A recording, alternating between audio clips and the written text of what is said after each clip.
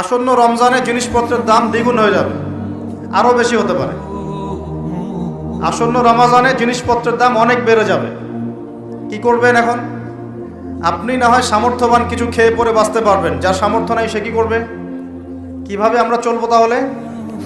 সমাধান, আপনার যদি 5টা খেজুরে ইফতার করা হয়ে যায়, 10টা খেজুর খাওয়ার দরকার নাই, 5টা খেজুর দান করে দিবেন।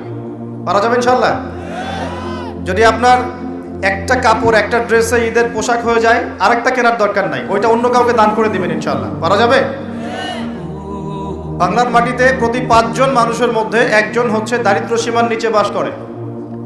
আমাদের দেশে দারিদ্র্যের হার কত? কত পার্সেন্ট? কত পার্সেন্ট বলেন?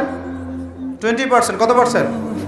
এই করোনার সময় এটা অনেক বেশি ছিল, আস্তে আস্তে আলহামদুলিল্লাহ কমতে কমতে এখন 20 আসছে। 20 মানে হচ্ছে প্রতি 5 জনে একজন স্বাভাবিক খাবার খেতে পারে না, প্রতি 5 জনে একজন 3 বেলা ভালো করে খেতে পারে না।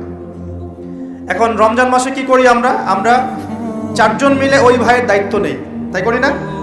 আমরা 4 জন মিলে ওই ভাইয়ের দায়িত্ব নেই, তার খাবার, তার ইফতার, তার সাহারি, তার পরিবারের দেখাশোনা, তার পোশাক আশাকের আমরা দায়িত্ব নেই না? আমরা জাকাতগুলো দেই না? আমরা ওসর, সাদাকাতুল ফিতর এগুলো দেই না? এতে করে একটা ব্যালেন্স তৈরি হয়, ওই 4 জন মিলে 5ম ব্যক্তির দায়িত্ব নেওয়া হয়। কিন্তু এই কাজটা আমরা শুধু রমজানেই করি, রমজানের বাইরে করি না।